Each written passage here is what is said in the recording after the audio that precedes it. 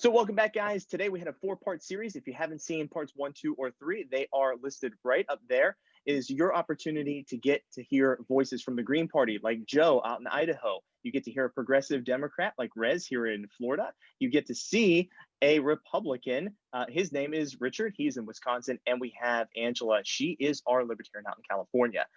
So our fourth and final topic tonight. Congress is working on a COVID stimulus alongside of a bill to avoid a government shutdown. We're expected to hear results of this in a matter of hours. The stimulus is $900 billion. What relief will Americans get? And do we really need it, Angela? As a libertarian, I think government shutdowns are great. It's like Christmas coming early to me, and I hope we get shut down. We've been shut down as individuals for 10 months, so why isn't the government shut down too? These thugs shouldn't have been collecting paychecks this whole time. And now they want to throw us a bone at the end of the year as the changing of the political guard happens. And they want to do it at the cost of another $900 billion bailout. Devaluing our currency is terrible. I do not support a $900 billion bailout. I think it's a really bad move for us in the future. Do I want Americans to be prosperous? Absolutely. And that's why I think we need to have reopenings happen immediately and get some income tax relief to anyone and everyone who could possibly qualify. Joe, with this stimulus, you're a Green Party member. What relief are Americans expecting to get out of this? Well, Americans are expecting, in order to get rent relief, mortgage relief, food relief, the ability to get back to work, they're expecting an awful lot of these things. And ultimately, a $900 check coming out of the federal government isn't going to solve the problems for any of them, really. At this point, most of them are way deeper into debt, back taxes, back rent, to landlords than $900 is ever going to solve.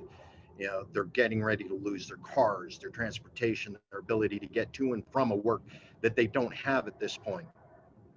So while as much as I'd like to see a true stimulus action happen, there are other things that'd be far more beneficial at this point than $900, such as a federal blanket on eviction prohibition or other arrangements.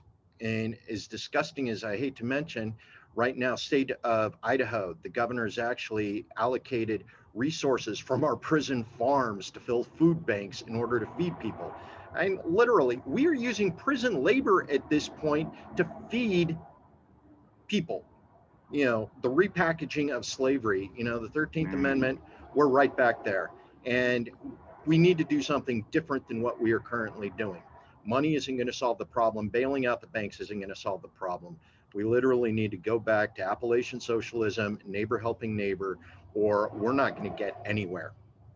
Rez, with this stimulus package of $900 billion, are the everyday Americans going to feel an effect from this?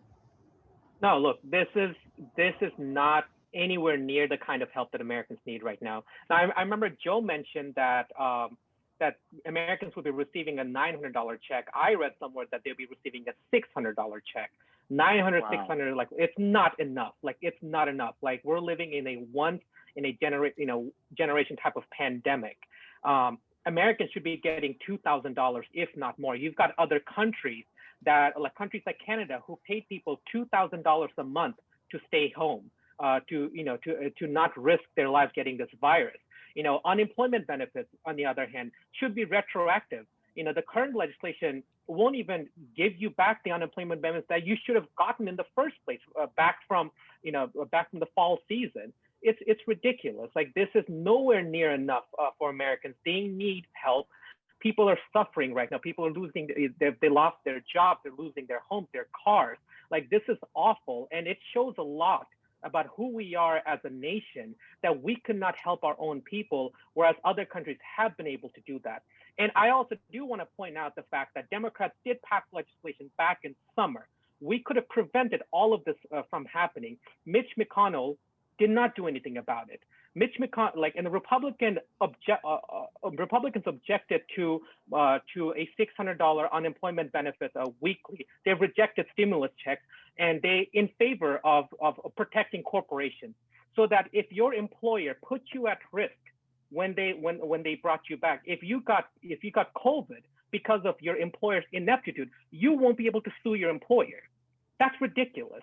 You know, you've got one party protecting corporations instead of fighting for the working class. Richard, we're looking at another $900 billion that's going to be borrowed. The Republicans keep talking about the deficit spending and how we're getting into a hole that we may not be able to dig ourselves out of. I mean, is this a necessary amount of money? Well, I mean, I think Republicans and Democrats are talking about the deficit right now. But to be fair, I think that there needs to be some relief at this time because it's so unprecedented. And just for example, I have family members who maybe have a salon or have a confectionery that makes cheese. And if people can't come into the business, that means you're out of business. And so I think this is such an unprecedented time that I'm okay right now with keeping the boat above water. Just because I don't want to see all these small businesses run out, and then all of our restaurants that we love, now it's all McDonald's. Who's doing well right now? Walmart, McDonald's, Taco Bell, all these fast food companies, all these big box stores, all the small businesses are really feeling it right now. I understand this situation is unprecedented, and I think there needs to be some level of support. I also want to mention, I don't know if you guys know this, but an hour before we came on here, it was also reported on the Washington Post that President Trump supports $2,000 checks. Like, he's actually been in favor of $2,000 checks, but it's the Republicans that are holding him back, and they prevented him from announcing it, because they feared that it would stop the talks whatsoever. So President Trump is on the right side of the issue when it comes to these checks. It's ridiculous that we forced businesses to shut down without paying them. Like, lockdowns without any sort of financial relief is not okay. Like, businesses, like, they have to be able to provide, they have to be able to survive. And as Richard said, we're living through such unprecedented times that we need a government to step in to keep us above water, pay people, pay businesses to stay alive during this pandemic. And thus far, our government has failed us. Angela, with these two parties going at it, we hear right and left. What is somebody looking at right now from a libertarian perspective? I'm looking at the future of our country, the future for our children. I'm seriously wondering if any Democrats understand fiscal policy and how the value of the dollar works, and that you can't print money out of nothing with no consequences. When you devalue our dollar over and over and over again, eventually costs raise, the prices increase, and on an extreme level, you end up like a country like Venezuela. And I really don't want to see that happen. I would much rather see a tax relief. Shake your head no all you want. That's the way dollars work. You don't draw them, and then say, here they are. That's what the Federal Reserve has been doing. It's very bad for our future. Look, one of the benefits that's come out of the Trump presidency is that we can finally put a rest to these insane, austerity policies. Like this idea that, oh, we have to worry about the deficit. We can't do deficit spending in the time of a ridiculous recession. It's malarkey. Okay, like, no, our dollar is not going to be devalued when we help people. Okay, that's not how these things work. We've had libertarians complaining about this for the last 30 years. Literally every economist would disagree with you. Literally every economist would totally disagree with that statement. Look, I'm being serious. I know. Would disagree with that. I know. I'm just saying, academically, it would be. Academically, your statement doesn't make any sense. Doesn't hold water. Academically, economists would say that deficit spending in times of recession is actually okay. It's totally fine. That's exactly what FDR did to get us out of the Great Depression. That was exactly a disaster. No, I thought it was World War II that got us out of the Depression. No, where'd all that manufacturing come from? Joe, does this open the door to the Green Party getting votes? Oh yes, absolutely. First is we're looking at the United States military. This government shutdown that's looming has already cut pay for military personnel. I mean, our contractors, Boeing, McDonnell Douglas, all of them are still getting paid their billions and trillions.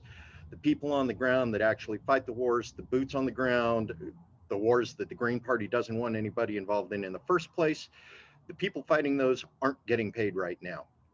In addition to that, I want to address the issue of modern monetary theory, which we went to back in 1970. Green Party believes it's bogus. It doesn't work. We need to be able to attach the value of the currency to something in order for it to be sustainable. Right now, this money printer go brrr ain't working for anybody. We are literally in the position of the Weimar Republic post-World War I. Inflation is about ready to get completely ballistic, and we are in no position to stop it at this point. Now, I understand where Rez is coming from, but you have to have currency, you have to have something solid to borrow against with fractional lending, and you need to be able to recover that. The government needs to be able to recover that in taxes. And right now, the United States government in the last 30 years has not once been able to reduce the deficit enough to recover those taxes, to balance that budget so that the fiat currency doesn't destroy our economy. Angela, with a stimulus package this big, does this open the door to libertarians getting votes?